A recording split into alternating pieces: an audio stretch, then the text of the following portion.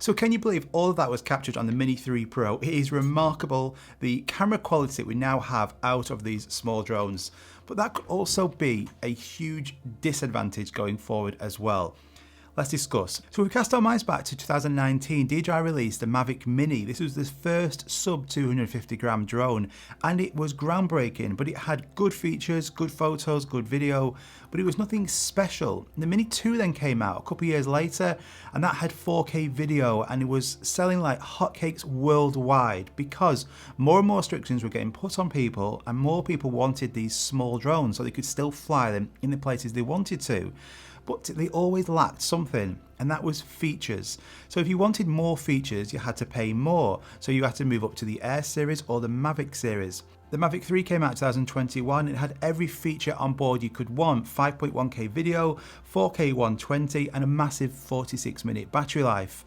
But it all came with a price as well. That drone is still not cheap, but it has everything that you could possibly want, more so than what the current Mini 2 did. But then DJI released the Mini 3 Pro in May of 2022 and included features that were missing off the Mini 2: active track, focus track, sensors, hyperlapse, upgraded photos and videos, and with a new addition of vertical video for social media. And compared to the Mavic 3 and Air 2S, this is much cheaper, but with a massive advantage with this, and that is size. So contrary to popular belief, size isn't always better, and certainly with drones that is true. This drone can be taken 100% more places.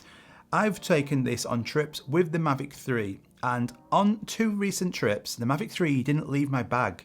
That isn't because the Mavic 3 is bad. The Mavic 3 is fantastic. It's an awesome drone. But because of its size, because of the weight, that then brings hassle. It makes you then not bring it as many times. Just like this camera I'm filming on right now. This camera is awesome. I love this camera.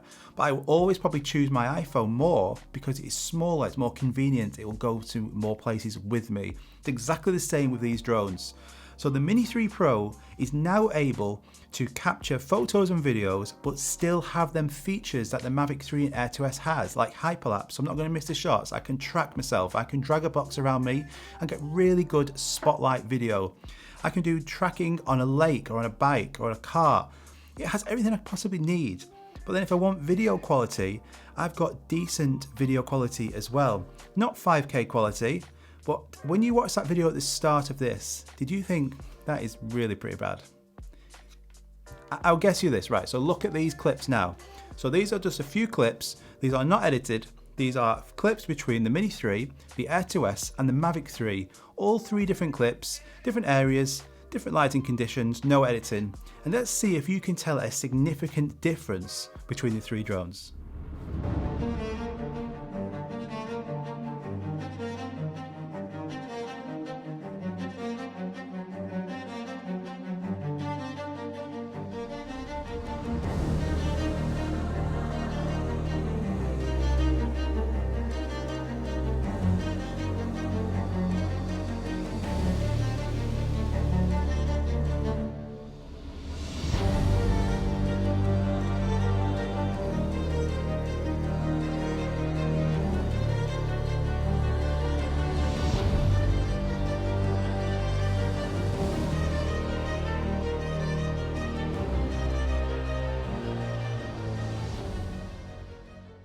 So I'm sure you'll agree those clips look pretty similar, don't they? Could you tell the difference between those three different drones? 5.1K quality, 5.4K quality on the Air 2S, and 4K on this. Not really a big difference, is there? I find the difference is when I maybe want to crop in. That will then be a difference. It allows me to crop in more with 5K, but that's about it. But this then brings the problem. If we can't tell a big difference between the three of them, why would you go out and buy them yourselves? Why not buy this drone, which is cheaper, and you can fly this in more places, and you will take it to more places with you because it's smaller? Why then buy the Air 2S? Or certainly, why buy the Mavic 3? You see, the Mavic 3 is only now used by me on special missions, and I'll talk to you about what they are in a minute. But for every other occasion, the Air 2S doesn't get flown, and this gets flown all the time, along with my new friend, the Avata, which is... But this is great. But I also think that's then going to be a problem. Have DJI made this drone now too good that it's now affecting the sales of their other drones? If you don't own a drone, why would you go and buy and spend more money on a bigger drone when you don't really need it, because you have all of them features that you will need on a day-to-day basis in this drone, smaller and cheaper? Could this now be the end of the Mini series? Have DJI made this drone too good? Has this too many features in this? How could this get better? These are all questions that have been on my mind, thinking this could possibly be the last Mini series that we see because of that. This drone has to stay under 250 grams, otherwise it's pointless.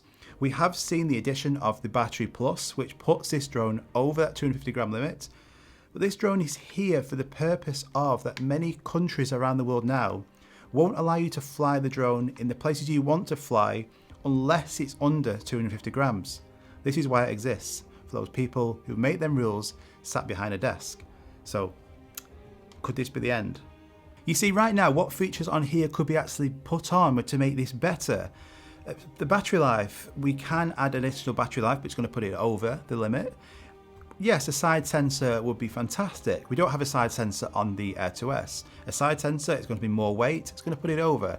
The camera, yes, a bigger sensor, more weight, it's going to put it over. So how can this possibly get any better aside from potential spec bumps? So we might see 5K on here, which will be good for cropping in, yes. Spec related increments on here, maybe see that, but really I think this is going to go down as one of the best drones that DJI have ever made, ever released, and be the best mini drone for a long time until technology catches up and we have batteries which are a lot lighter and don't take up majority of the weight of this drone, or technology in general, so we can make this drone have more features on it but still under that 250 gram limit. Until that time, I don't think we will see another version of this for some time going forward. We may see a stripped down version of this with less features at a more affordable price for sure, but going forward for more spec related features on this and improvement to this drone, I don't think we're going to see one for a while. So it'll be really interesting to see, if you're a Mavic 3 owner, is your drone getting put on that shelf and remaining on that shelf more than it should be? So I mentioned special missions. So the Mavic 3 for me personally gets flown when I'm in areas where it's really windy, and this is going to then struggle. The wind performance on the Mavic 3 is absolutely awesome. It is literally a flying tank. It's so powerful in the air. It is great. It's a great advantage of that drone. So if I'm really high up, if I'm on landscapes, I love hiking or going mountains, the Mavic 3 is going to get flown more of the time.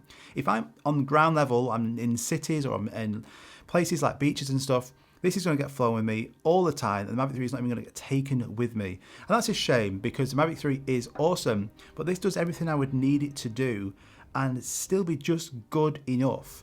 And for commercial work, the Mavic 3 would always be used for commercial work. It is better, it allows me to crop in more, it is overall better drone, but this now does majority of the work. So quite a bit of commercial work I've been doing recently, it's all been done on this. And if you're just doing jobs on the side, you might be doing roof inspections and things like that, this is more than good enough. So I really do highly recommend, if you haven't got any drone, you're on the fence about which drone to buy, I see loads of questions every day. Do you get the Air 2S? Do I get this? I would pick this 100%. It allows you to do more on it. It has that vertical video for social media, and it's smaller. I guarantee if you love traveling, you will take this drone more places with you, and then such capture more areas and more greater landscapes with it. So let me know in the comments down below, do you think DJI have made this too good? What would you like to see on this, and maybe a new version going forward? Do you think it's possible? And sure, if you live in places like America where the restrictions aren't as tight in the 250 gram category, you will still take this more places with you because it is so goddamn small and easy to take. It is just effortless. You don't need to take a big bag with you. You don't need to think about, should I take it or not? Is it going to be a bit too heavy taking this big bag? On holiday, it was 40 degrees. It was really hot. So the last thing I wanted was a massive backpack on me with all the different drones. So majority of the time, I just took the tiniest bag with me and just grabbed this and grabbed the smart controller, and I was away. And it was so easy to travel with this. Look at me, just look how small and lightweight this is. We just compare this to the Mavic 3. You know, it is a significant difference with the size of these two drones and the effort level. And because of that, you won't take this as many places, for sure. This is the one I highly recommend. But let me know in the comments down below what you'd like to see different on this. Do you think we're going to see another one? And do you recommend this to your friends? Because I certainly do. Everyone, I would say, who wants to get into drones and wants to get a drone, this is the one.